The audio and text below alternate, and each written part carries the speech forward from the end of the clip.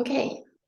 Hello and a very warm welcome to the first AGENET webinar in the 2023 webinar series, which focuses on multimodal ethnography and digital curating in aging research. My name is Swetlana Torno, and together with Francesco Diodati and Simona Felding, I'm co-convenor of the Age and Generations Network. Over the past decade, we have witnessed a growing interest in visual and multimodal formats within anthropology and its many subfields, and aging research is not an exception to that. As a network, AGENET is committed to promote this kind of research practice within our community by, for example, providing opportunities to exchange and to learn from each other's experiences and insights. And this is also the motivation that lies behind this webinar. So during the next 1.5 hours, we are going to explore the use of visual and multimodal methods in aging research and examine more than textual ways of communicating anthropological findings to wider publics. The goal is to look behind the scenes of multimodal ethnography and to shed light on the creative process itself, which is perhaps less often talked about than the final output. And for that, we have invited 3 exciting research projects to share their insights with us. Unfortunately, one of our speakers, Tomás Criado, cannot join us today due to sickness. Despite this sad news, I think we still have a very fantastic lineup. So we have with us today, and I'm going to introduce our speakers, Daniel Müller, who is professor of anthropology at the University College London and author of numerous books, among them The Comfort of People and Aging with Smartphones and Ireland.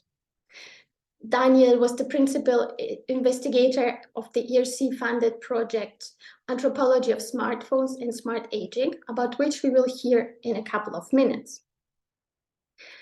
From the Aging in a Time of Mobility project that is based at the Max Planck Institute for the Study of Religious and Ethnic Diversity, we have Megha Amrith, Victoria Sakti, Nele Wolter, and Alvaro Martinez. So Megha Amrith leads the Aging in a Time of Mobility research group and is the author of Caring for Strangers, Filipino Medical Workers in Asia. Victoria Sakti is a postdoctoral fellow at the Aging in a Time of Mobility group and works on aging, forced migration, forced displacement, violence, memory, and emotions. Nele Wolter is a doctoral fellow with the ATM group and studies how older Cameroonians reconstruct their everyday lives after displacement by using ethnographic research methods. And last but not least, Alvaro Martinez is a Berlin-based anthropologist, designer, and illustrator who works with the ATM group on the visualization and the digitization of their research findings.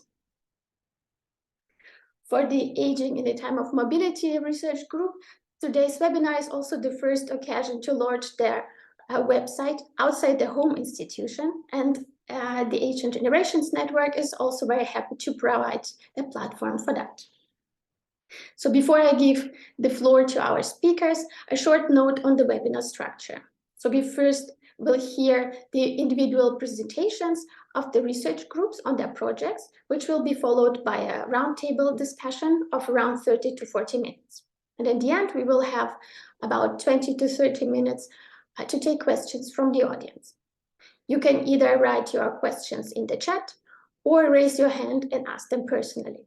And my colleague Simona will help me to oversee the discussion at the end, and also assisted by Francesco. So with that, I hand over to Megha, who is going to introduce the Aging in a Time of Mobility research project. So please join me welcoming Megha and all the other speakers. Megha, go ahead, the floor is yours. Great, thank you very much, Swetlana, and also Francesco, Simona, for organizing this today. It's also really nice to see some familiar faces joining us. So I'm just going to share my screen. Hope you can see that. Yeah, so I will speak briefly now in this introduction on behalf of the group, but as you've heard and seen as well, my colleagues Victoria, Nele, Svetlana, Alvaro, and also Dora, who was very much a part of the project too, are here. And they'll be bringing their own insights in as we continue the discussion. So our research group, Aging in a Time of Mobility, broadly looks at the intersections between aging and migration. So looking at older migrant workers, older people living in displacement, experiences of growing older in transnational family constellations, renewed mobilities in later life. And we do our work primarily in regions beyond Europe and North America. So for example, we have projects on aging migrant women moving between the Philippines and Singapore, older refugees along the Indonesia-East Timor borderlands, internal displacement in Cameroon, Brazilian transnational families, and also the mobilities of older Tajiks in a context of mass labor migration.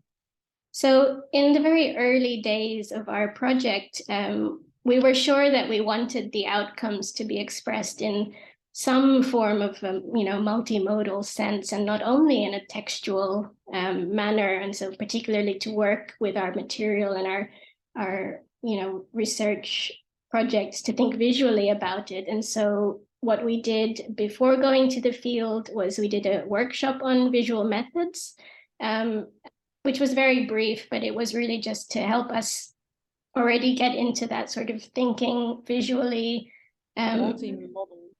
mindset. Sorry, can somebody hear me? I heard something.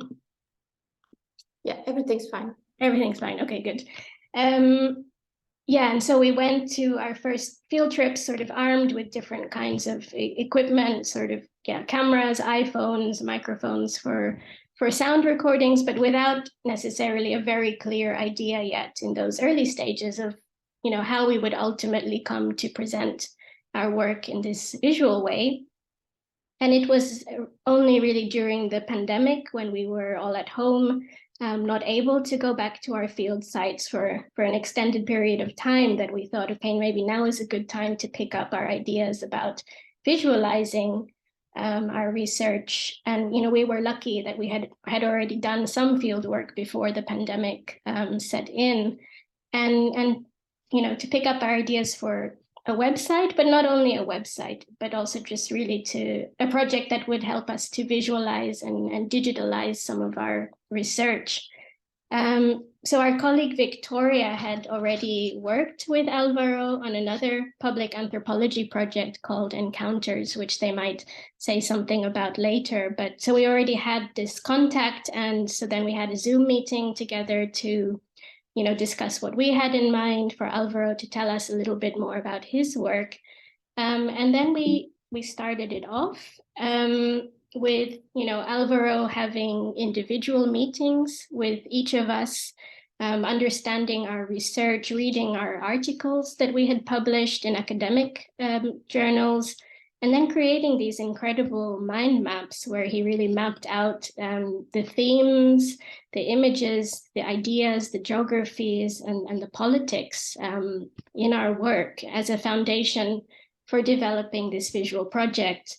And so this was, a dialogue between each individual researcher in the project with Alvaro, as well as collective discussions that we had as a group. And Alvaro is trained as an anthropologist and he's a visual artist. So I think this was already very helpful for those first stages of beginning to translate different kinds of knowledges. And here we have a work in progress. Swetlana joined the group a bit later, and so her project is not yet on the website, but this is again the same process of Alvaro working with Swetlana to really understand her research in Tajikistan. And what was important in this process was really the question of representation. So how would we best convey these rich and complex life stories of our interlocutors, the people we were spending time with in the field, and whose life stories did not fit those sort of stock images of, wrinkled hands, the very passive, static images of aging in Europe and North America and Japan that often dominate this visual field of aging in public media. And instead, we wanted to capture from our context these movements across borders, the experiences of inequality, precarity, also immobility, but equally the aspirations and the longings, and to situate the experiences in a historical, social, and political context, and to express that in a visual way as well. We wanted to emphasize the specificities of each project in the group, but also to express in a visual sense some of the common themes that were cutting across our work. And so the outcome is this interactive website. I'm just going to show you a short video that Alvaro made to navigate through it. So we have a home page where you could sort of click on each project, and then you kind of go through it, and Alvaro can say more later, but the idea was to have it like you were walking through a gallery, so not just going from up to down, but sort of moving through rooms, that the scrolling lets you go horizontally as well. And so the idea was to have different dimensions, that we would have a page on the research, interactive features, a combination of illustrations, which Alvaro made for us, as well as images from our fieldwork, and also audio clips. And so we also have, each project also has 3 infographics. So these are, the first one is to sort of provide the context of the research. The second one is to show the research process and what it was like to do the fieldwork. And the third would be a story or 2 stories illustrated. And the idea is also that we could download and print out these infographics in a large format if we ever decide to have an exhibition, or if we want to display our work in the form of a poster. And then we have a gallery section where each of us can continue to add sort of blog posts, with images, text, visual essays. We can embed sound and songs and videos in there. And so this is sort of a part of the website that will continue to develop as we finally have been able to now return to the field, and we can continue already now with an idea of what our website looks like. And so behind the scenes of all of this, there were always lots of discussions around, questions of anonymity, the ethical dimensions and consent processes. Are we going to show faces of people, or rather the spaces in which people live and move? How do we accurately and sensitively depict the context that we work in, the people that we work with? And yeah, for us, it was really a really wonderful experience to work with Alvaro, to be a part of his creative process and imagination, and to use that creative exchange to then be able to approach our research with fresh eyes. And our goal was really that this could be something that we could also show when we return to the communities we work with, a form of engagement, because not everybody in all of our field sites can read and write, and very few would read sort of the academic type of articles that we're writing. And also to something that would make our research visible, relatable, resonant, something to bring it to life in a way that was not, a traditional text, and to resonate with broader publics. So I think I'll just leave this introduction here for now, and we can continue to discuss during the course of the webinar. Thank you. Yes, thank you, Megha, for the brief introduction. Daniel, would you like to start with your presentation? Okay, thank you very much, and good morning, everyone. What I'm going to try and do is focus more on the sort of general background to why we would do multimodal, and then the range that's encompassed by the project I've been involved with. And I think actually a lot of people get involved in multimodal really out of thinking the relationship between them and their research participants. So a lot of it is to make it more inclusive, to use ranges from even things like theatre and experimental forms, so that you can give like voice to your research participants. And I think that's kind of one side of it. And in the latest issue of the Journal of the Royal Anthropological Institute, you'll see there's a review of mine of a book called Phone and Spear. Now, Phone and Spear is not about aging, but it's simply the best example I've ever seen of multimodal work in anthropology. And I would strongly recommend having a look at that book. David Prendergast is somebody else who I think applies a lot of his kind of more multimodal work to this question of kind of including one's research participants. Now, that is not what I'm going to talk about, because actually my interest is something entirely different. What I'm concerned about is the use of multimodal as a mode of research dissemination. The general feeling that, you've done all this ethnography, 16 months of work or whatever, and there's not a lot of point unless it really gets out there.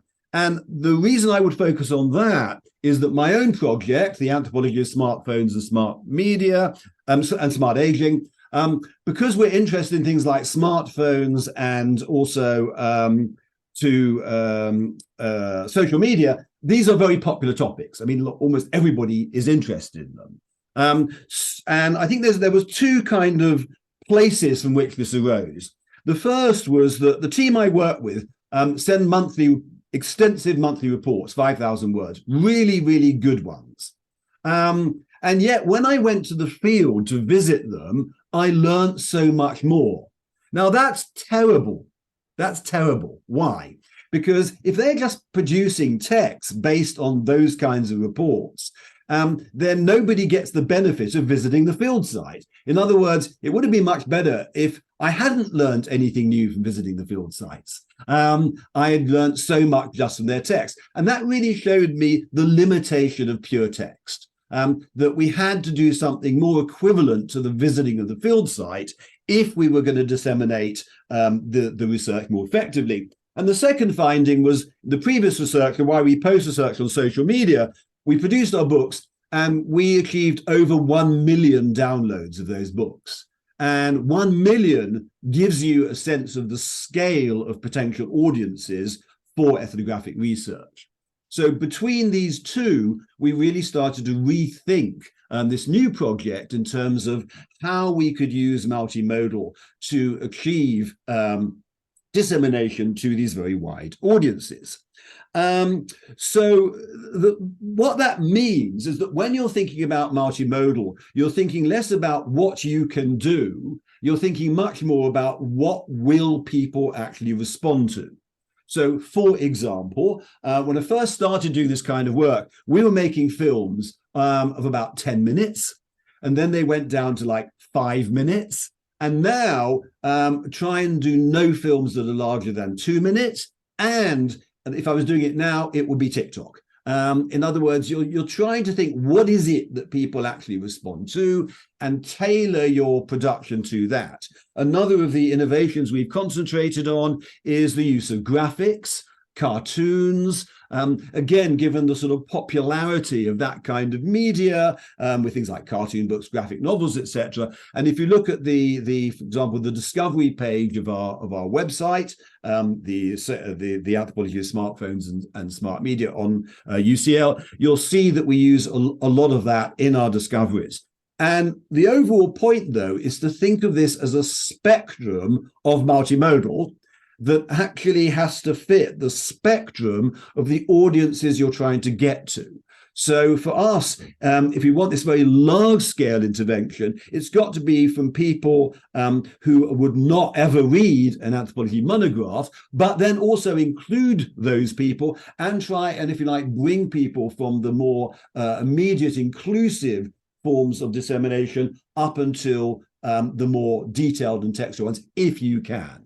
So what we effectively do is this spectrum of presentation. And on the discoveries page, it will start with things like, the cartoons and maybe a couple of sentences about what you've actually found about smartphones or the development in aging.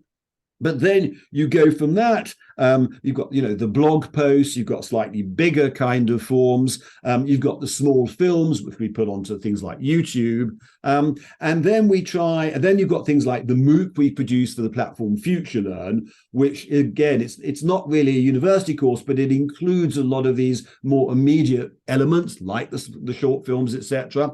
Then you move to the comparative book, and then you move to the monographs. But even the monographs, one thing that's probably unusual in ours is that our monographs include the films.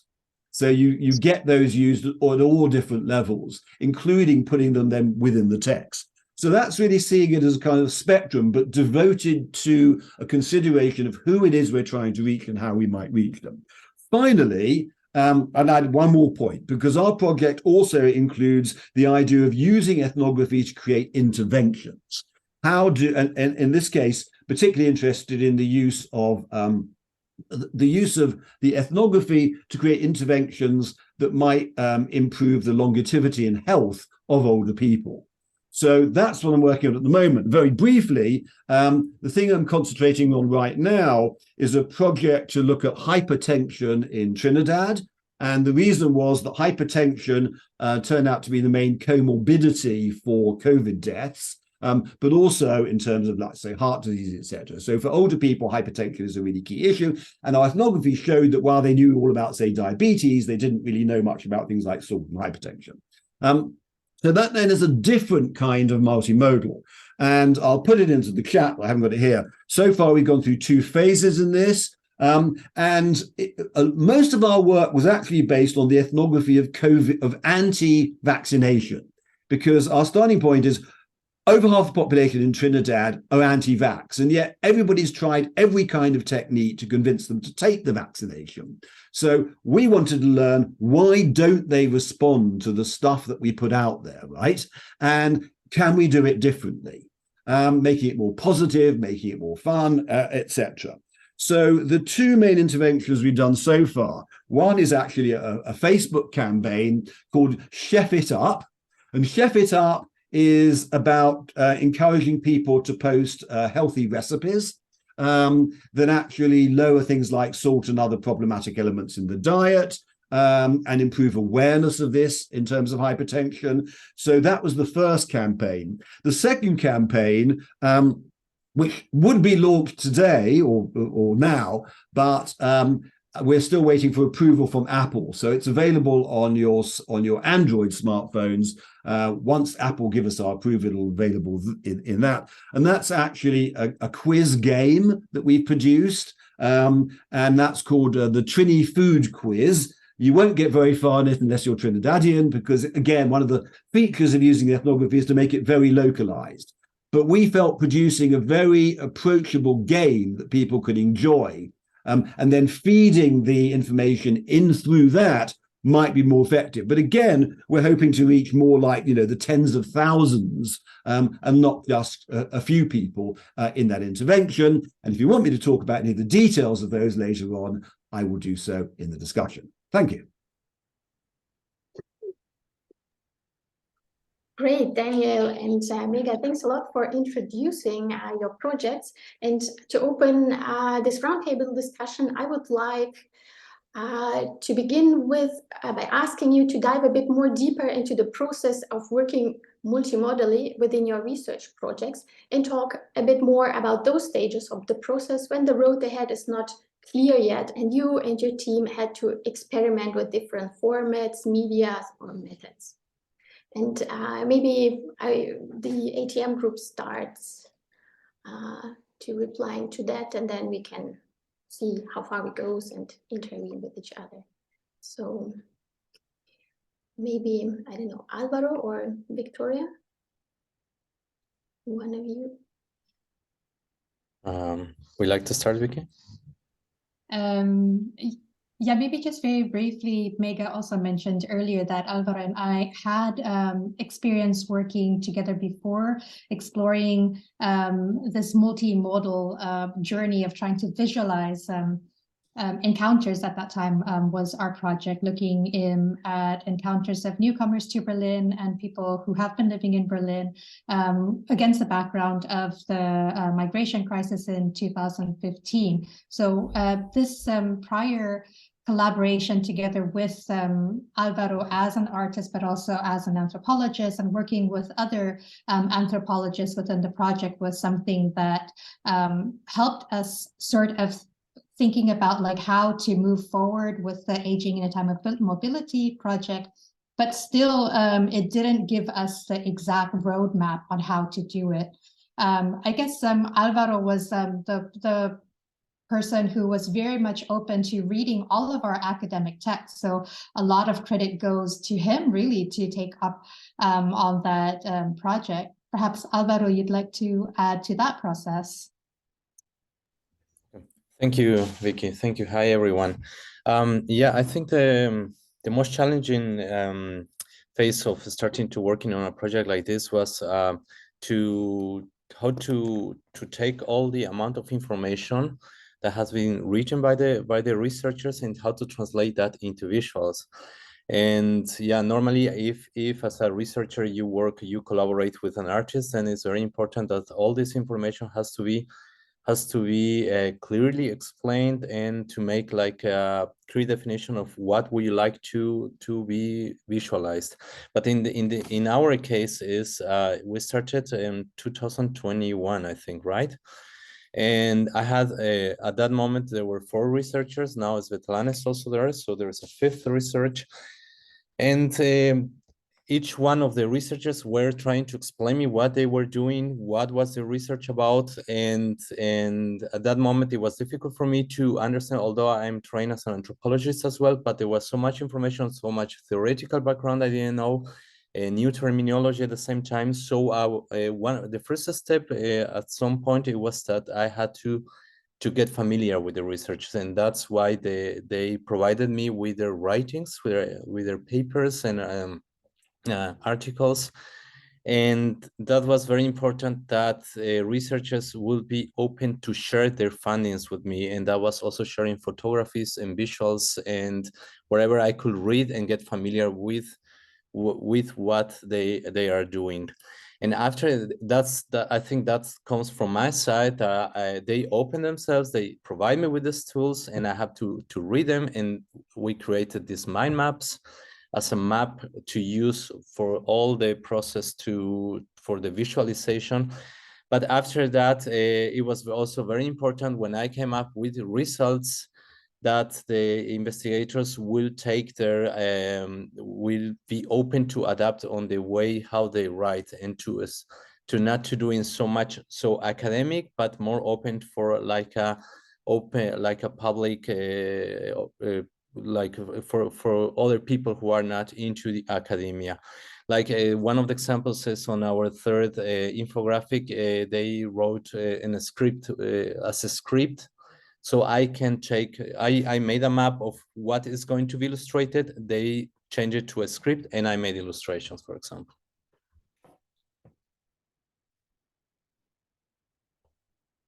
Thank you. I guess just to add to that, Swetlana, also to respond to Daniel's presentation, fascinating presentation, one thing that I think we can also continue to learn about is how we produce our visualizations or production in a way while thinking about how people will respond to them.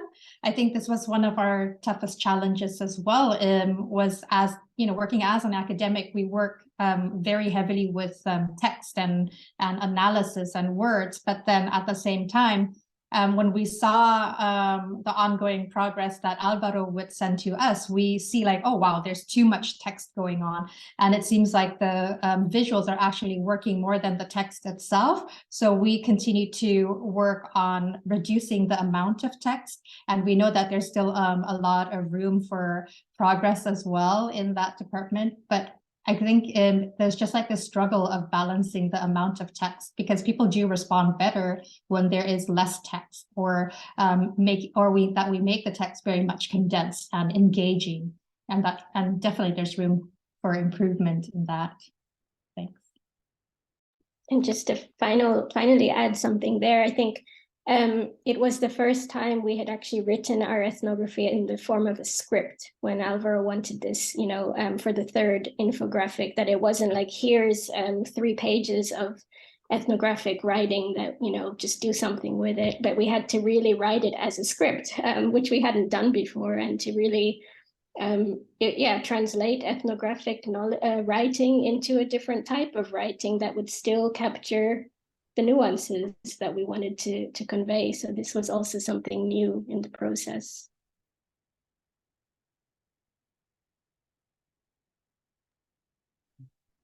Yes, thanks a lot. Daniel, how about your group? How much did you had already pre-planned, and how much experimentation was there? Okay, so there's a couple of examples I could give. I thought what I might try and do, this may not work at all, but since the game isn't that available, let me just kind of try and see if I can just play it in front of you. So this would be a kind of question that would appear on the game, and then you would do something like, okay, whoops, where are we? So this is how the game goes, right? You'll see it's the different ingredients and then the crab moves, goes up to do thing, and then a new question arises. So, okay, the point is that almost everything in this game came from research, but the research follows what I said before. It's iterative, based on going back all the time to the population. So we could and possibly will write a book on the production of this game, because it has so many different stages. I mean, it started off with a different title, Show Us Your Sweet Hand, and ended up as Trini Fuglu, again, because of the response we got to the title we were going to give it. I mean, we discussed the ethnicity of crabs, because basically you have a diverse population, and there were always going to be political and other pitfalls and also with an older population, you're talking about how simple the actual mechanism is, how straightforward, how is there any ambiguities about each individual question being asked, etc., etc., etc. This was produced by a Trinidadian anthropologist, Shiva Mohammed, and myself. So we created the questions, etc. And as I said, every element. So, for example, the degree to which it's localized, the proportion of health questions as opposed to fun questions. This came out of the research on anti-COVID vaccination and trying to create completely different forms of health dissemination. And so we worked with a company the developers were a company in Trinidad who produce games. So they have that kind of experience to build on. But it's taken months and months. I mean, it looks like just a simple game, but I don't know how many months we've spent actually, and it's changed and changed and changed as we've done it. But I think the key is we're always going back to try it out on people that we know, on research participants, and that's what really tells us why no, we haven't got there yet, and yes, it has to be developed further, and constantly playing it. I mean, trying it out and then seeing where the bugs are, both technically and, if you like, the political bugs, the things that actually aren't necessarily sufficiently sensitive to how a population would actually read it. So, because I think that's, in all this kind of anthropology, it's not what you think you're saying, it's what they think they're reading that counts. So you don't actually know what you've said, you don't know what you've done until somebody reads it back to you from the audience you're trying to get to. And that, I would say, is absolutely central. I'll give one other example, I suppose, in how we did this. I also talked about the graphic production. And in this case, I mean, the lead was Laura Hapio-Kirk, because she's interested in graphics herself. And what she did as part of this is she actually produced an exhibition called Illustrating Anthropology, which you can find if you look it up, which surveys all the different work by graphic designers in anthropology. And it's got loads and loads. so that you really get a sense of the field, how it's been constructed differently by different people over many years, because obviously, unlike the game, which is relatively a new phenomenon, graphics have been used for decades. And then really, again, concentrating on the particular population, because for Laura, she's using graphics in a Japanese context. Her book is about aging in Japan. And if you're doing a book about aging in Japan, the whole conception of the visual is going to be different because of the long history of Japanese visual culture. So obviously you're taking into account, manga and this is the place where emojis and other things can come from. So I think this is, so in a sense, the first point I made about the iterative nature and the going to audiences would be general. But this second point I'm making is really something that you'd think anthropologists would be particularly concerned with, which is the regional specificity of the medium that we're actually working with. That yes, we want to produce, website, blog, whatever, but actually those will be seen differently according to the cultural traditions of how visual material is produced and consumed by the respective populations we're working with. So you'll see that the book on aging and smartphones in Japan has different kinds of visuals than the kind of material we were using in Ireland, for example. And that's part and parcel, I would say, of anthropological concern with sensitivity to the regional specifics of the population that we're working with. So those would be the two examples, the game production and the graphic production. But I think there's also the whole, what I was talking about before, the whole kind of spectrum that underlies a lot of this. But I'm happy to talk about any other aspect if you want to bring any other aspect up. But those would be examples. Great, thanks. So what I could gather from all of you is that there is a lot of back and forth going between your research material and also like starting to engage with this material and kind of envisioning what type of end production there might be coming out. And another thing is that, well, there is a lot of time involved in producing all these things. And this also brings me to my second question, which also resonates with the need of time. What a part of time, what infrastructure, skills, preparation, or what kind of collaborations were needed within or outside your groups to realize your projects? So ATM mentioned, or we heard already, that Alvaro is an illustrator and designer. Daniel mentioned also that one of his team members is an illustrator. So what other aspects can you raise for this question?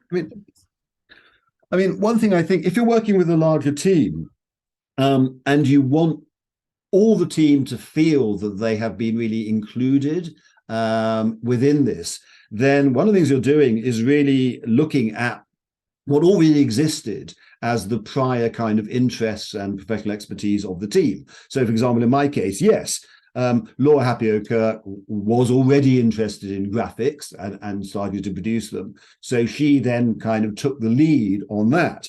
Shireen Walton, her PhD was actually on photography in Iran. And therefore, she obviously had a key role when we're talking about photography. Wang Xinwan, who did this absolutely superb film for our earlier project, which you can see on YouTube, called The Notebook, and just had, I think, a vision of the use of short films that was beyond any of the rest of us. Then she would actually be contributing in that kind of area. My interest is possibly more in seeing the kind of overall strategy. So if you're talking about this whole spectrum of how you use each to complement the other, that's probably what I bring to the equation. Kee Mohammed was the one who really brought in the gaming from her basis. So before you even get to the use of external advice, I think the first point is to leverage the complementary and combined expertise and actually interest, because it works from enthusiasm. All things I think work from enthusiasm, and what they as a team bring. I mean, just to give a final example, if you look at our website, one of the productions on the website of our project is a 150-page manual on the use of WhatsApp for Health, produced by Marilia Duke. And again, she happens to be a member of our team, but is also works commercially on things like website design and design generally. So, and you look at that manual and you see one of the great advantages of that manual, because it's looking at how WhatsApp is used for health in Brazil, but she's produced a manual so that anybody can learn from that website, I think, very easily. It's a very good example of multimodal production. But then she had professional, she earns a living as a designer. So basically, again, you're leveraging that and bringing it into the production of that manual. So an awful, I mean, although before I talked about trying to reach audiences and considering it that way, you have to admit that you're also heavily influenced by the resources that you have. And especially if you don't want to spend a lot of money, if you can use the resources that are all available in your team to the max, then you will. And because after that, you've got to start spending money on other people with other expertise. We can't do developing and coding, so obviously to produce the game, we had to use a developer, which we had to pay for. Great, thanks. Okay. Well, I think everything depends on the goals you want to achieve, because I mean, the limitation of working with large teams is the funds you have available as well. But in our case, in our project, we wanted to achieve a particular objective, which it was to translate the researchers that could be combined, and it could be presented in a website that is interactive. I think if we talk about skills, collaborations, and tools that we had, I think it was very important how the researchers were capable of providing with the information in terms of academic writings, and also photography and visuals and all of that. So for that, for example, we had to use a cloud, a big cloud, where I could access to their information, and also as a graphic artist, I was limited to just use the tools that were needed to translate this into digitals. In the case of these illustrations, they were, I have chosen the use of vectorial illustrations that could be presented on a website, but they could be also changed on sizes that could be printed for an exhibition, for example.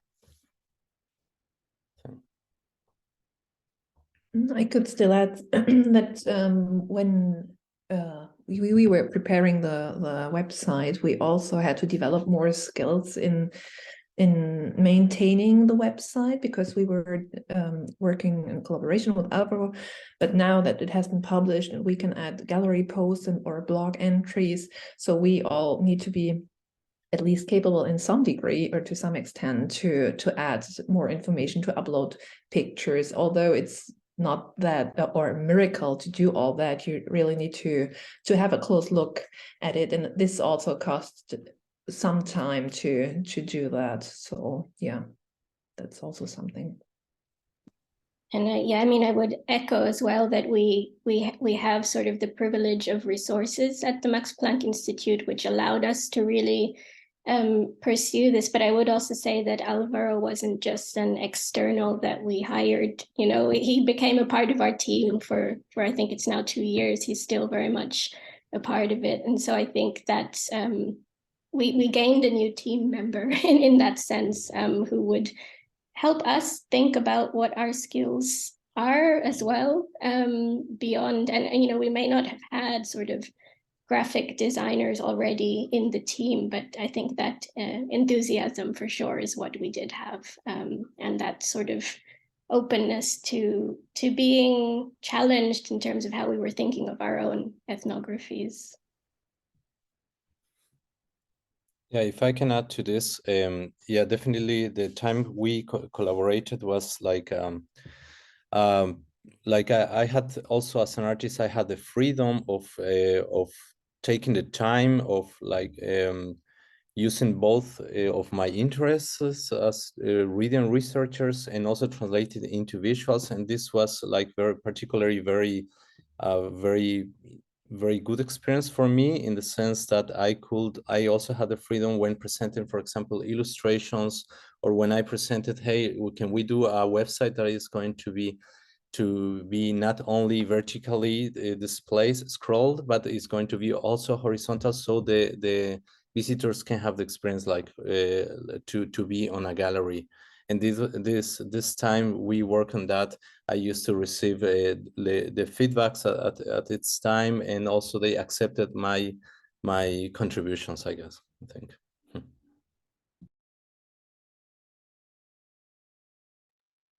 There's a question here in the chat from Jason Megha about convincing funders.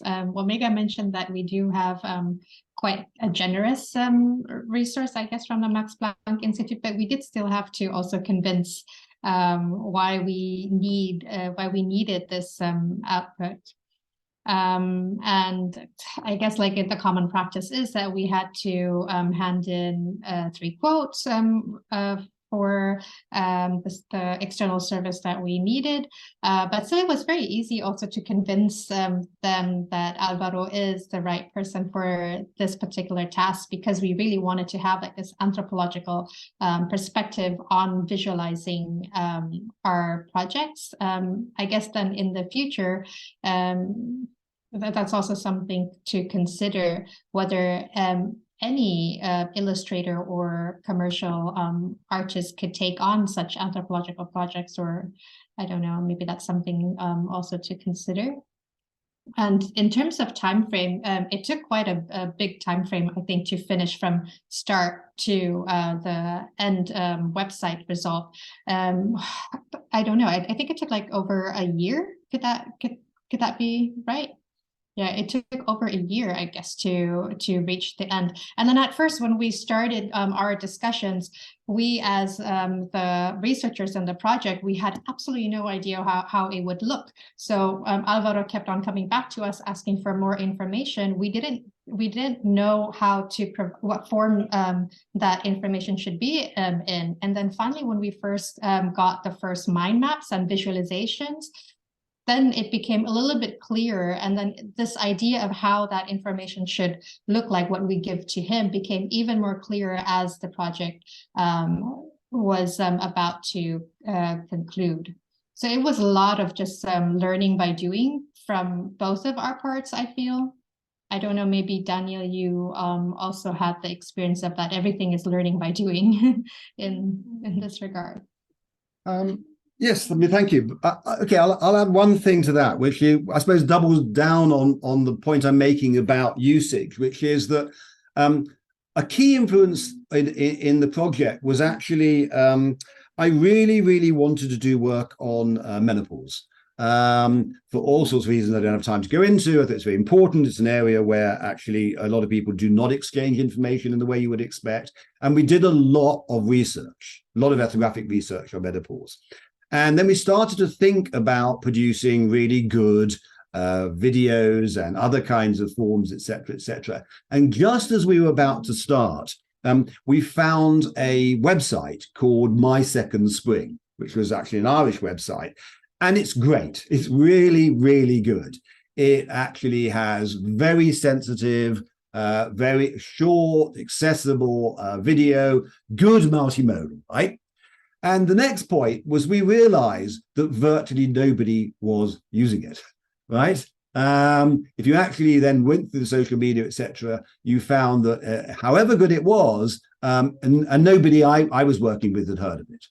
And that was really the point which I realized that it often thinking about producing really good material is unfortunately not enough. Because the internet's vast and there is so much material out there on so many different kind of projects, and therefore increasingly, as far as I was concerned, the emphasis had to be on the final bottleneck, and the final bottleneck is, I think, always usage. We can get the funding, we can produce wonderful ideas, we can produce great looking material, but the really hard work is none of those things. I think the really hard work is in getting this stuff actually used out there. And that, I think, ethnography can contribute to. Actually, if we actually think about that as an ethnographic issue, what actually are the forms that people find attractive? It's, to be honest, a bit like marketing research, isn't it? Then I think that is the additional component. And I do think we've tended to neglect that side of things. So to me, that should be seen as integral to the notion of multimodal itself. That because we can produce, I mean, that was the point about the medical boards research. We can produce great stuff. So we didn't do it because we realized that, it wasn't, if they could, theirs was better than anything we could produce, and that hadn't got traction. And therefore we didn't think we would get traction, which then led to the Trinidad, where we actually started from the ethnography of the COVID resistance, which is how do you get people to actually use the stuff? Sorry, by the way, there's some work going on near me, which is the wine you might hear in the background. Apologies for that. No, that's fine. Daniel, can you also expand a little bit more on the financial aspect of your project? Because it was an ERC grant, so I assume there is a lot of funding. But then on the other hand, the funding already stopped, like your project ended 21, but then you continue to bring out, develop this app and so on. So how this plays out? You're right. And actually, there is a real problem. We just about had enough money to produce the things that we produced, but then the money has come to a very firm stop. So to be honest, Sheba Mohammed, who I work with in Trinidad, she is sufficiently enthralled by actually having produced this game that she has committed herself to doing, I mean, there's no point doing this without evaluation. We need to know, essentially, we want to argue this saves lives. And unless you can actually show that it's increased awareness of hypertension, et cetera, and the diet towards it, you haven't made an impact, right?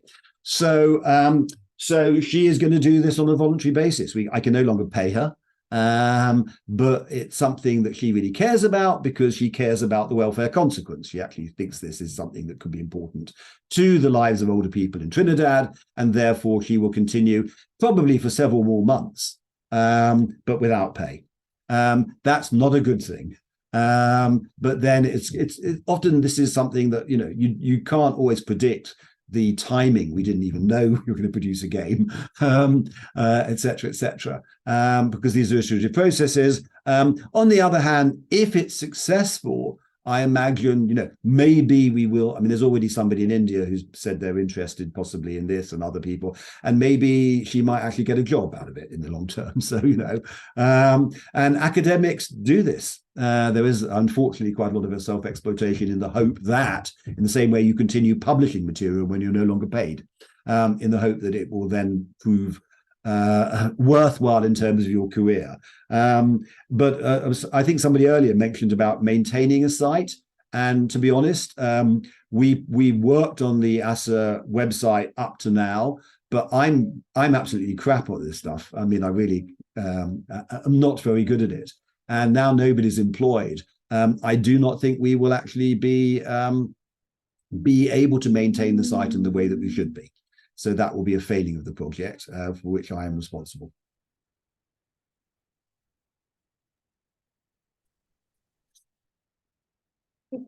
Monica, I saw your question in the chat, but then I would like to hold it back until the Q&A and move on with my next question. So what challenges did you face while working on your projects, and what type of discoveries did you make on the way that were absolutely not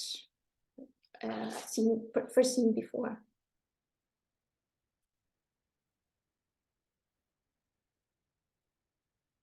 Maybe Nele, great.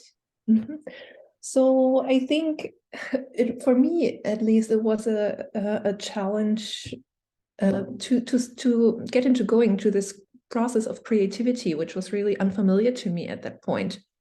So thinking of how can I make my research available to a wider audience was really not that easy for me. So, but actually the teamwork and discussing all the time also with Alvaro made it more and more clearer after a while. So it was, yeah, maybe not unexpected, but a discovery that this project comes into life after more than a year of work. So this was one point, and another thing I came across was also to take a very close look to the interlocutors. Who are you working with? Because multimodal ethnography methods are cover a wide range from photography or interviewing or like audio methods. And I, to give an example from my work, was that I was trying to integrate cognitive mapping, asking my research partners to draw in the city where they live in Cameroon, draw or write about things that they attend, that they are important to them. So, and also maybe expand behind these city barriers. But as I was working with families, so it seemed to be quite difficult for older people who are illiterate to take on this task, actually, to draw, because they never learned in school to look at maps and to use pencils on a paper and color or write. So that was really challenging to find creative methods that I could use for my work, and also to acknowledge that this method I had chosen was not right for many of my research partners. Thank you. I can follow, I don't talk too much, but I can follow that up if you like, because I think it is an interesting point, clearly, about how we relate this to research methods, and particularly with older people. So let me just give two instances of that. One was, again, going back to Laura Happicott, I haven't mentioned it, but she also felt that the use of the graphics was very important for exactly the reason you've just said, that actually a lot of the older people she was working with found it easier, partly she got them to draw things themselves. They found it sometimes easier to express things, to do with things like life course, in interesting, and she learned a lot from getting them to use visual forms for representing life course, and then also as a way of presenting to them what she was trying to understand. So it became quite important. And similarly, several of us actually spent our time, quite a lot of time, trying to teach smartphone use to older people, because that's a key element in our project about the struggles that older people have in actually using smartphones. So here, for example, there's a real problem because the traditions by which older people learn are disappeared. I mean, there's no manual. There's nothing that tells you how to learn these things. And actually, one of the things we ended up doing was reconstructing with the people we were working with, in this case, actually often short textual lines, or so that you could put down the sequence of actions. Because there are a lot of very subtle things, like when you're using a smartphone, the difference between a short press and you're told press the button, and they press it hard, but a long press has a different effect from a short press. And there are all these very subtle and complex things about learning to use smartphones, particularly for older people. So we actually ended up with a whole realm of, again, semi-graphic, semi-textual procedures that had never previously existed, because in working with older people, we found that's what they were comfortable with. They needed something a bit more like an old-fashioned manual, as it were, in order to start to feel they could get engaged with that. So as you suggested, I mean, it is something that I think does come into play right from the start in terms of research techniques when one's working with older people. Can I add something here? for me, it was also about working with migrants. So we're working with older people, but also migrants. And I think because a lot of our projects were in the global south, something like this, how we depict the color of the skin of the people that we're working with. And let me just give you two examples of this. So in the first draft, I think that Alvaro made of the Filipina women that I'm working with, I said, well, actually they look white, and we need to show that they are racialized migrants in Singapore. And there's a reason why they are working in jobs that are not paid properly, that are precarious, that are unequal. And so I think sort of how we represent those bodies were important, but also not to victimize them. So for example, there was another drawing where I said, well, Alvaro here, she's on her day off. She has to be wearing a necklace. She has a good bag. It's not that they are victims in the way that we depict them. And another example where that came up, and Dora, she had to leave, unfortunately, but we were in a workshop where Dora had an image of her project, which was in Brazil. And somebody made the comment to Dora, why are you depicting white men on your project about care in Brazil? What, are you missing the point by portraying somebody who's a white man? And she said, well, actually, the people I worked with were descendants or it had Italian ancestry. Brazil being a extremely diverse country, and I think the person who asked that question had a very specific imaginary of what a Brazilian body should look like. And so I think these were challenges and questions that we also had to confront quite often in the process with Alvaro, in speaking to people who, as Danny said, about sort of the reception, like how people are it's not just what we want to present to others, but it's about how people receive that as well. So I think that was quite interesting. Yes. So, sorry. No, go ahead. Well, I think one of the biggest challenges, I think it was working like in different layers that we had to put attention to. So first of all, I think it was what Megha said, how representing people, how portraying the people when doing illustrations, but at the same time also defining what kind of information is going to be presented here, because we don't have so much space to put all information that you can find, for example, in one academic paper. But you need to actually not only that, but to take all the research and summarize it to put it together. And another thing, I think it was very, very complex for myself, was like approaching to 4 different researchers from different parts of the world with different information, and like choosing like the kind of colors that are going to be used in these representations. For example, for the website, if you entered the section where Megha's project is and you compare it to the section from Dora or Nele or Vicky, there is a different colors, and the colors, the palette that was used, it was actually taken out from photographies that they were sharing with me. And during this process, for me, it was very important to receive this feedback when I presented something. In this case, in the case of the domestic workers in Singapore, when I made the first illustrations, yes, the skin color was too light, and then we met with Megha, and this came up, and we took the time to define what color is going to be used in this case, but also like how people were dressed, the colors that were there, how some elements were also illustrated.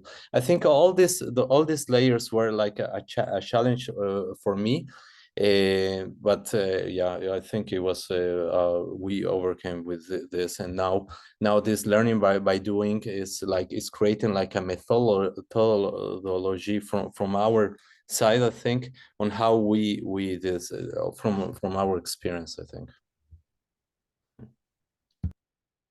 Yes, thanks a lot for reminding us of our responsibility as anthropologists of question of representation, but also portraying, and also in the images that we produce, trying to also make the people join us on our websites, on our field sites, as Daniel also mentioned before. So I am now coming to my last question, and the audience can start already to prepare their questions.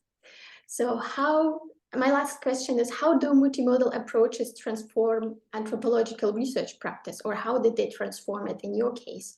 And what other or additional insights, like meaning not if we work on more of a text-based project, what type of other or additional insights emerged through the use of particular methods that you used or technologies that you used in your project? So what other or additional insights emerged in this work, and how did multimodal work transform maybe your research practice, if at all? Well, I think, at least in my case, ethnographic research is not only going somewhere, asking questions, writing down notes, or maybe recording voices. So this multimodal approach enables us as researchers to maintain a more collaborative way of research, to participate, to engage with our interlocutors.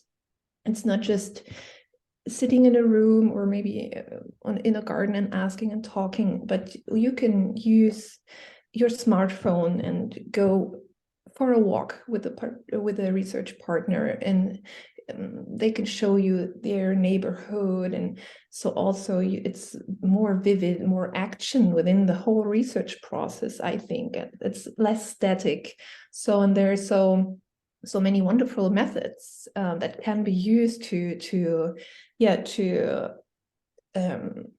reshape the relationship between the researcher and the interlocutors, I think.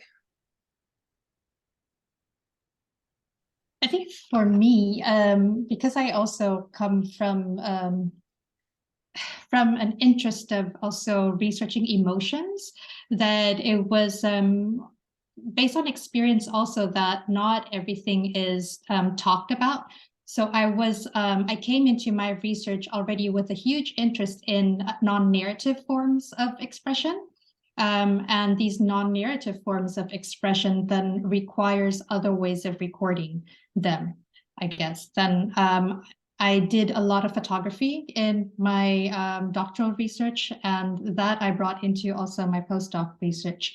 And what I did was I took a lot of portraits of the people who participated in my research, and I would print them out as sort of a thank you token for them of having participated in my research. And then I guess these portraits also helped me to think about how to visualize them better, or how to visualize the research better, because a lot of people that I work with, they don't get to see how I write about the experiences, or they don't get to read them. And then when they receive these portraits, and not only portraits of themselves, but also portraits of their everyday life, it gives some sort of information of how I use sort of the material that was gathered.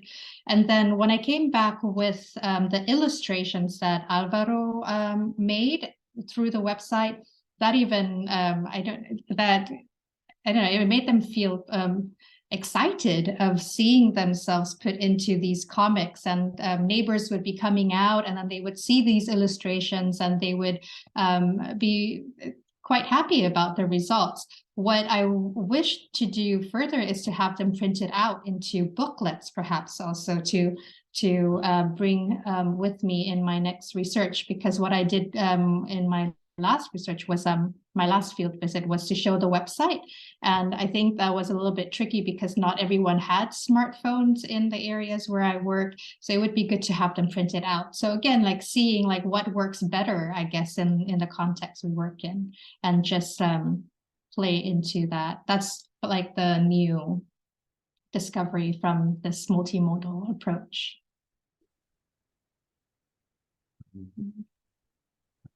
Yeah.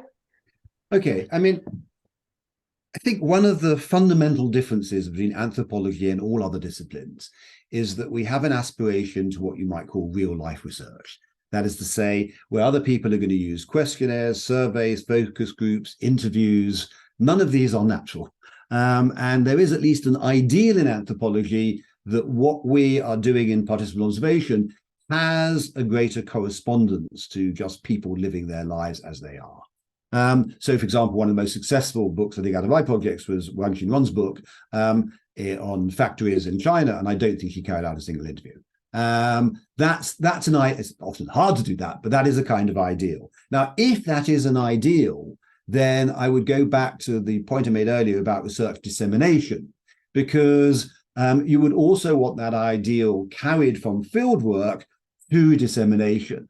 So it seems to me that the one of the key points about multimodal is that it furthers the degree to which you are able to empathetically convey life as you feel it is being lived by the people that you worked with, and whether that is through because clearly a text-only representation is extremely artificial, right? It has no sound, it has no visual, it has no dynamic, it has no movement.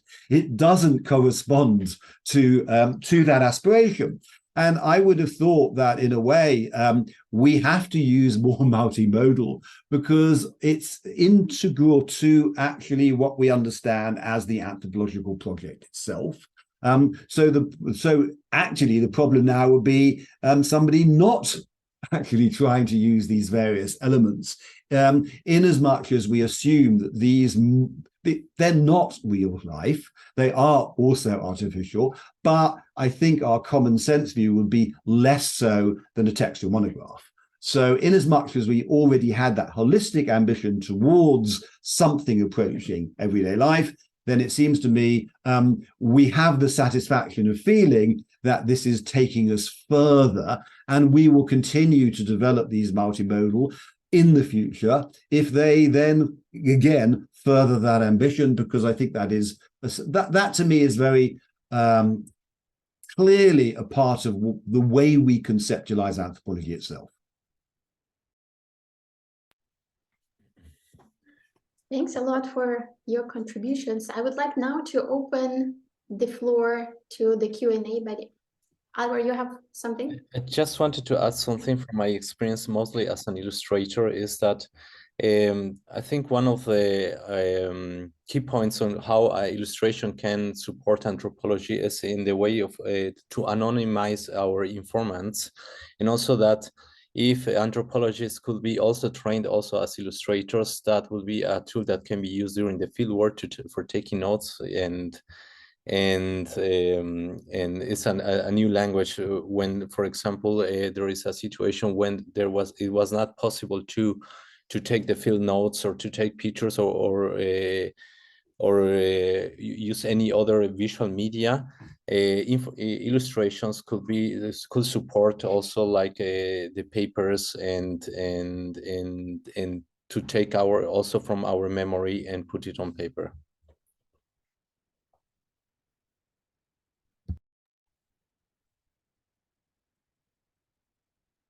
Okay, then yeah, questions from the audience. And Monica asked already quite at the beginning a question in the chat. Monica, would you like to rephrase here the question yourself? Yeah, thank you. Thank you for all the contributions. It was really great to get more insight into also the practical side of your work.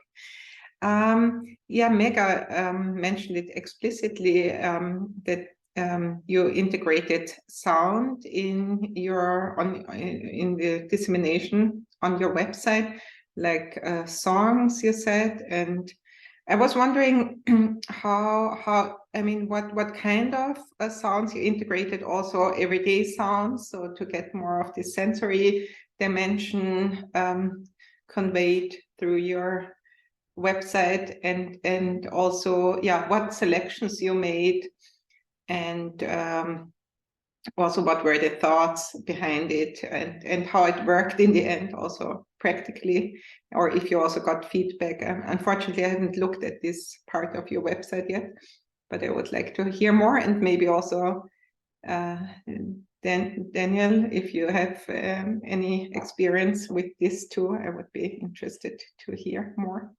Thank you. So I think the sound part of our research, it's more the website, it's more in the gallery, so it's still a work in progress. And I would say that we haven't put on yet as much of the sound parts that we have. But I think when we were all in the field, we sort of were paying attention also to sort of streetscapes and the sounds of, you know, people just walking on in public space. You know, what were the sounds of the traffic, the noises, you know, just to give a sense of being there. That would be one dimension. And I think what others did, I'll let Vicky tell this part, but I think, you know, songs that our interlocutors sang also, the music that they listened to is also a part of it. Vicky, maybe you can talk about the one that you included. Yeah, sure. So I think what we were also trying to pay attention to was different modes of storytelling. And because I work with older displaced people, older refugees, one way of them to tell their story of displacement was through song. And this is a mode of I think local ways of storytelling. So she was, one interlocutor was singing her entire displacement story from the point of her being displaced from East Timor to arriving in West Timor, Indonesia, and the life as it moved forward in her in her storytelling through song. And I found it really touching, because of the song genre itself, as a way of also, I think there's a traditional singing called halirik, which is how you sing in funerals. So it has like this melody of very different, I don't know, I'm not a music specialist, so I really can't describe it, but it's something that is very touching. So we thought that it would be great to also include that in the website as a local way of storytelling as well.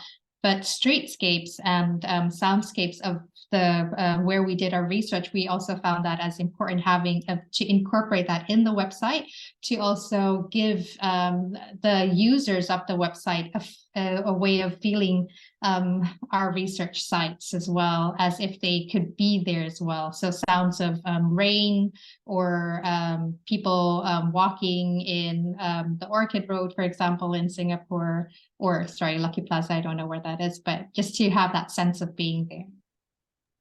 Yeah, thank you. That's so interesting, because I think sound is kind of neglected because we're talking a lot about visualization. And also, thank you for sharing your story about the songs that were shared with you, because yeah, we made similar experience in our research on narrating the pandemic in retirement homes in Vienna, where people also, maybe not in the same way, but also expressed emotions through songs. Yeah, but I'm happy. I would love to hear more. Maybe I can add one thing to that. When you're, again, research dissemination, you need to remember there's also often research dissemination where you don't have visual and only sound. So just to give two quick examples, we did some programs for BBC World Service Radio. And when you're on radio, sound is what you got. And equally, we're increasingly being asked to do podcasts, and for podcasts as well. So that when you're doing the equivalent, if you like, B-roll for filmmaking, i.e. getting that atmosphere, etc., or indeed, actually, I did make a film about ukulele playing with the music. It's also worth bearing in mind that you very likely will end up doing things like podcasts and radio, and therefore you need to consider sound as material in its own right for that aspect of research dissemination. Could I just add one more thing on sound? because we went into the research already thinking about recording sounds. What's also important is to have the right equipment with you in also recording these songs or interviews.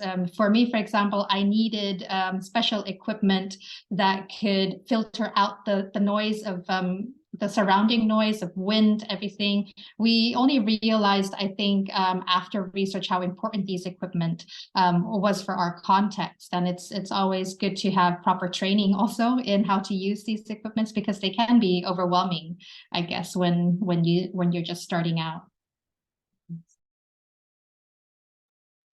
Okay, great, thank you. So we have 4 questions. So Jason and Joanna were first, but I don't know who of you raised your hand first. So yeah, Joanna, maybe go ahead, ask your question. I think, as a matter of fact, Jason was first, but if you don't mind, I will just go.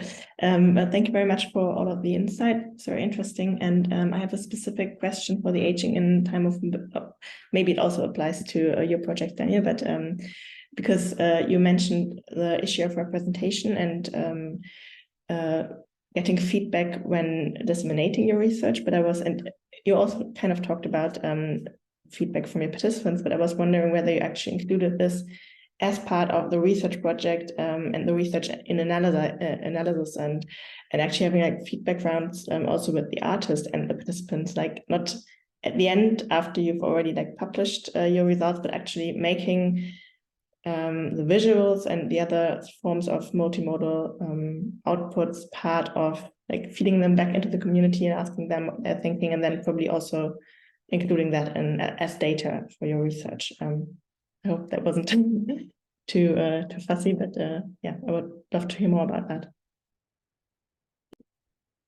I won't speak for everybody, because I know different people have had sort of different connections to the field. I think that's something we haven't really done yet, or to the extent that we would have liked to, because we did this during the pandemic. So we didn't have that possibility to really, go part way through the project and say, okay, this is how it's going so far. What do you think of it? Can you give us feedback? Of course, few of us were on sort of WhatsApp contact with some of our interlocutors, so it was okay to ask about certain small dimensions, like can I use this picture, for example, or but I think it was much harder to sort of send the illustrations in process without really sitting down with people. So I think that's very much it was the context that we were doing it in during COVID, but I think it's very much an important point that you raise, something that we would probably like to do in a future project if we could, or perhaps in the new parts of the website that we can add. Right. Just to mention something, I mean, it's not particularly to multimodal, but it obviously is becoming more of an interest in anthropology to include responses of that kind. So if you look at the book by Charlotte Hawkins, working in Kampala in Uganda, where she was very concerned with these issues of, say, positionality, etc. There's quite a lot in her book about what people in her field site felt about the stuff that she'd written and the way they interpreted it. And then she, in turn, writes that into the book itself. And actually, I mean, I just finished a book called The Good Enough Life. And at the end of that, I actually talk about where one of my informants had read the book and why they disagreed with the way I was portraying the community, etc., and incorporated that in the book. I mean, that could also be an element of multimodal, but I think it's something that certainly, I'm not sure it's always necessarily a good idea, but in certain circumstances, I think it is something anthropologists are doing more. Thank you. Thanks a lot. So, Jason.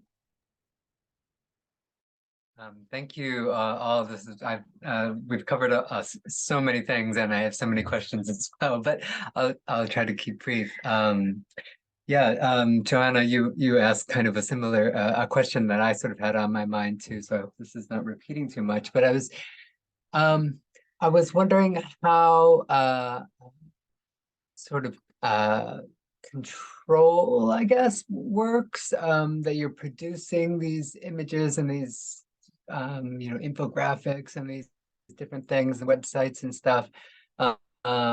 And I wonder if you've had discussions or thought about sort of who owns and controls these things. And I guess there would be more. I know, Alvaro, you were doing a lot of the production of these, but maybe how would it work? Maybe if you were working with your research participants to create these images as well, and how would you navigate? Have you found any good resources for anthropologists, social scientists to navigate that kind of these kind of questions, or what do you do about that? And this is sort of ties into kind of a sustainability thing, right? Like then sort of what happens with these images, and who takes them over, and do they continue? Does this turn into something else?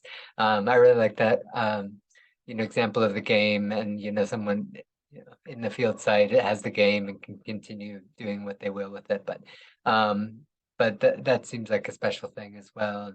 I just wanted to get your thoughts on that. Thank you. You mean talking about copyright, right, Jason? Yeah, I guess sort of intellectual artistic property kind of questions, but also kind of ethical questions about who controls the, as a participant, can I control the images of myself, or is this something that, again, is used by the anthropologists and their team to, disseminate globally, and then who knows who has, control over it, things like that. In terms of law, what I know about copyright with artists, the artists will always remain with the right of the creator of the illustration, for example. But this is for example, I made these illustrations for a Max Planck Institute, and there is a contract where how the Max Planck Institute is going to use these illustrations with what purposes. But there are also some protections for artists, and how far away from the contract they can go. And normally, I mean, informally, people goes and uses the creations, but nobody says anything. But the artist could always reclaim what is going to happen with these illustrations. But in this sense about like what happens with the participants, I think that's a very good question. And I mean, it depends. It depends on if this is a co-creation sometimes, I guess, and probably Daniel has more experience on this. When for example, an anthropologist co-creates a comic about the story of a particular person. In this case, could be also specifically written that this is a co-creation. So both people are going to keep the copyrights in this. But if from what I know, in Germany, for example, there are institutions who are at least taking care how the images are going to be used, and if the artist has created them, he can always reclaim them. But the institutions can keep them as well and use them, but as soon this has been a prior agreement. I don't know if this answers your question, Jason, or yeah, part of it. I mean, I know to some extent this is going to be, something that you negotiate, between the artists and the participants and the institutions and so on. But and possibly funders if they want, this to be disseminated widely and so on. But just wanted to know just basically people's experiences and what they found useful in sort of navigating some of those questions. Yeah. Okay. I'm going to say something I think you might call ethically unpopular, which is, again, in a sense, against the question. The problem is, I find whatever webinar, anything we're producing, you will tend to get a question about your responsibility to research participants. And the problem I feel is that increasingly anthropology, people think that's what ethics is. And I, of course, would be concerned with our relationship to research participants. We absolutely do not want to do harm, but we might be talking about 100 people, 200 people. What I get a bit upset about is that we just have stopped discussing the wider ethics of what we do. And it goes back to the thing I've been saying right from the beginning, which is about research dissemination.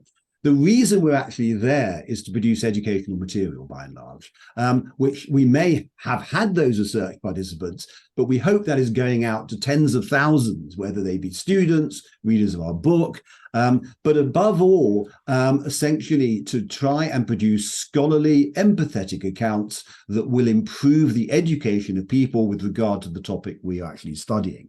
And I think that that's why I keep going back to the question of, how is this tailored actually to the consequences that our material is going to have as education for particular audiences? And I do that because, nothing against what you said, Jason, but just nobody ever asks questions about it. Right? It's as though that has now become the taken for granted, and all our concern has become with research participants as though that is our ethics. I think it is ethical, but I actually think there is a much wider ethics, and I think we should be talking much more actually about those responsibilities that we bear as educationalists, because that is the much bigger consequence of what we do.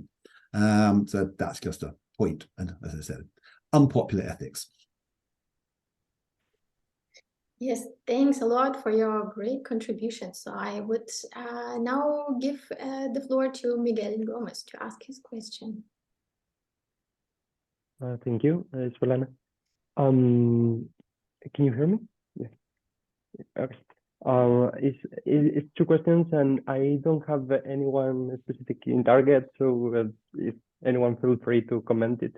Is first of all, are the funding bodies that are funding this type of research willing or are they happy with this type of outputs, with this type of websites, podcasts? Are they more actually funding that kind of research rather than having the traditional output like a book or an academic article? How are they responding to this type of research?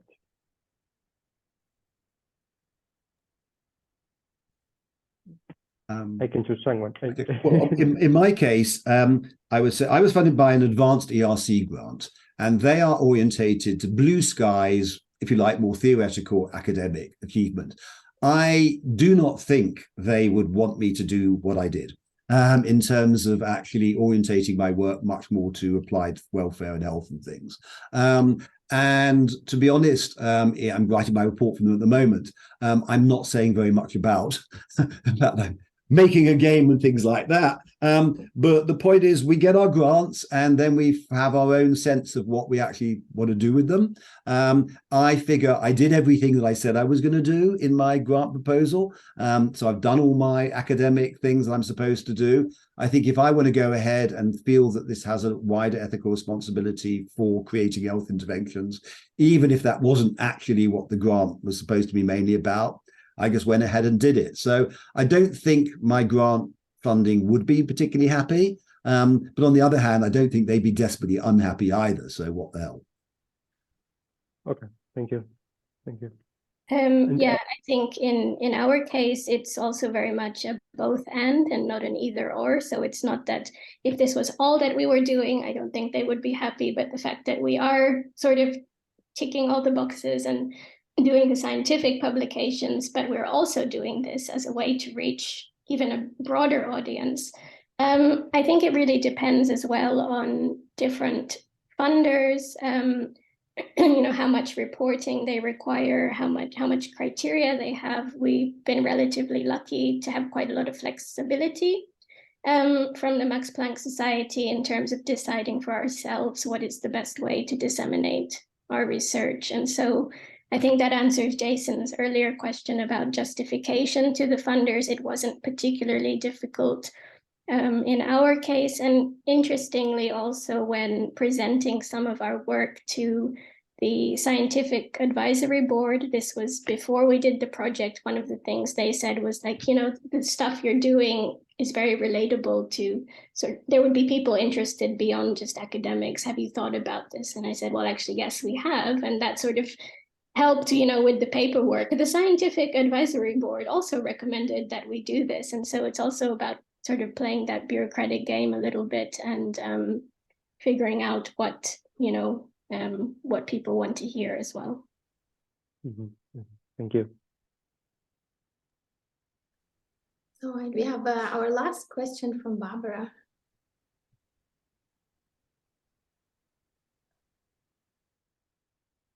Hello, everybody, and I just wanted to thank everybody. I really am very happy that we have this forum where we can talk about multimodal, and I loved the 2 projects there. Pity that we couldn't hear Thomas today. First, like I really loved the discussion about the color palette and the way you can represent racialization. I think what I find particularly interesting there is the fact that visual local culture actually comes in. So that's something that, it goes beyond definitely a question of dissemination. It can also be an epistemological tool. So I think it can be a paper on its own. And really kudos to Alvaro for really juggling this situation. My question is actually, it's a bit connected to that, but not so much. So I mean, you can take it to different directions. So it's my question is about the novelty of multimodal approach. What I feel beaming from this screen, but it's also my experience when I do multimodal stuff, is that we're doing something new. On the other hand, there is a strong camp that says that we have always been multimodal. Really, like if I wanted to be very provocative, I could say that even genealogies are multimodal. We don't like genealogies today, but it's really taking a way of seeing and a way of representing. We have dissemination here. So I just wanted to, I wonder how you, basing on your experience, do you see this as a continuation of first your own personal engagement with anthropology before, but also we as a discipline, is that for you something new? Do you think you were writing a new chapter of the history, or is it maybe reopening the writing culture debate? Any comments from any of you? Oh, and also I would particularly, maybe Daniel, a final provocation, just because you said that you had like being there in the field and being also exposed to all the other multimodal or like sensory experience, you had this feeling of being there. Could you tell more, I think, also about the truth claims that we should avoid when making such statements? And so how can multimodal add to these debates, maybe? Yeah. Okay, I mean, two quick parallel things. I mean, one is, yes, there have always been, not only multimodal, but good ones. I mean, one of the best, I think, was the work by Gregory Bateson and Margaret Mead in their book, Balinese Character, which not only was one of an early uses of photography, but used it in a really interesting way.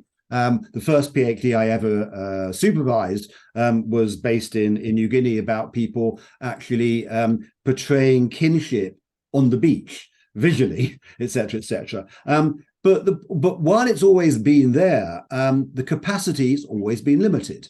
And what we're talking about today, I think, is a huge. The website that has been, the really interesting website that was shown today wasn't possible, couldn't have existed. I mean, almost, 20 components of that just wouldn't have been possible. So I think there's no contradiction in saying that it was there, but that it is continually evolving in its capacity. And we should therefore be discussing what the possibilities and problems of that new capacity are. With the second question, it often comes up as an epistemological issue in various ways, because anthropologists much prefer critique to anything else. So they'll always say, oh, you're claiming that you're getting nearer to real life, but surely that isn't really, real life, etc. I mean, what about all the limitations, etc., etc.? I think that's a problem with anthropology. I think basically I also have a problem with our emphasis upon critique, because to me, absolutely, it is completely obvious that this is not the same as actually the experience of being there.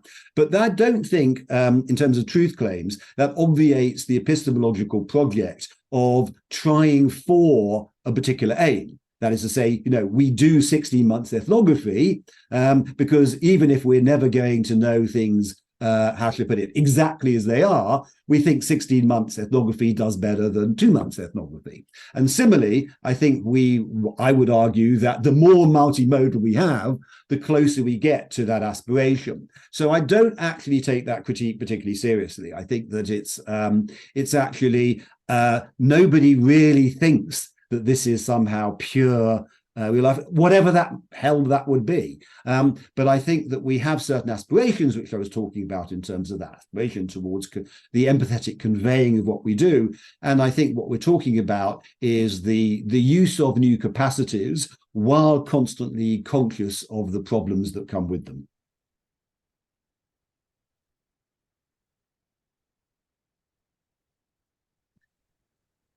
So from the ATM group, or should we move to the next?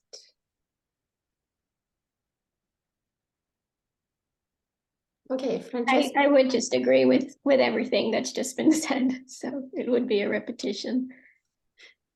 Okay, Francesco, you have also a question. Thank you very much for both the presentation about this interesting research project.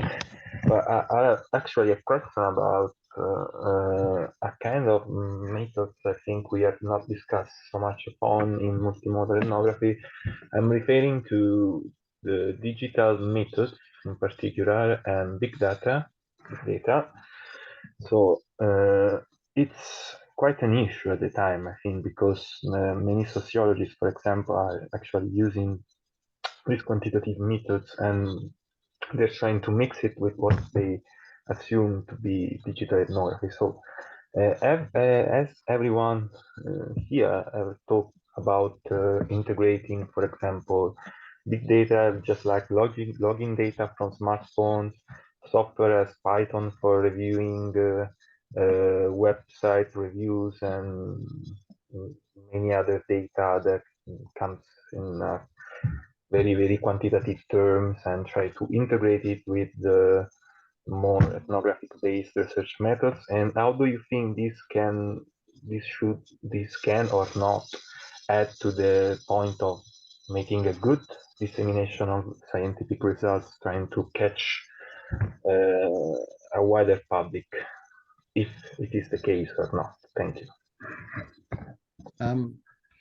Quick response. Actually, Sriram Venkatraman, who was on my earlier team, worked for 10 years for Walmart and one of the people who helped develop big data in the first place. But I think there's a real problem here. And the problem is that we are concerned to really understand the causative elements behind the material that we actually observe. And the problem with big data is it tends to aggregate. That's the nature of it being big, right? So the point is, you get these. I remember talking to Bill and Saw about this, because at one point he was surprisingly in favor of the use of this material. But as an aggregate, the problem we would have as ethnographers is it's very hard to know what actually are the elements of people's lives that the big data actually corresponds to.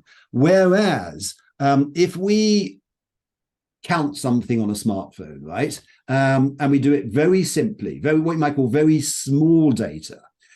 We can actually see how that augments and relates to qualitative ethnographic material, right? Because it's a simple count. We know what it is. We see where it's come from, and we can interpret it. The problem with anything beyond that, even larger correlations between 3 or 4 variables, let alone big data, is you've reached points of aggregation that we cannot disaggregate. So we don't know what the hell that data actually means in terms of the alignment with ethnographic material. Nothing to do with multimodal, but actually I think that it is an issue for ethnographers. So I would totally avoid it, wouldn't touch it. Unless I know what the data actually means in the terms of what I understand from ethnography, I don't feel I can relate to it. for what that's worth.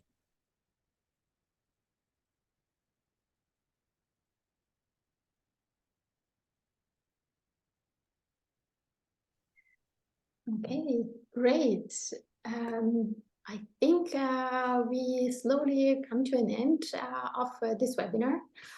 What a great discussion. I would like to thank all the speakers for their contribution and all the questions that have been raised. I think we covered a great variety of topics. So thank you all for joining us, for being here, for sharing your insights and with us and raising your questions. So thanks a lot. This video will be posted after clearing a couple of distribution questions with the speakers, and then we share it hopefully on our website. So have a great afternoon, and yeah, thanks for joining, and see you at another occasion. Thank you so much for organizing. Thank you. Bye. Thank you very much. Bye-bye. Thanks, everyone. Bye. Thank you, Swetlana. Bye. Bye. Thank you so much. Thank you for being here. Bye.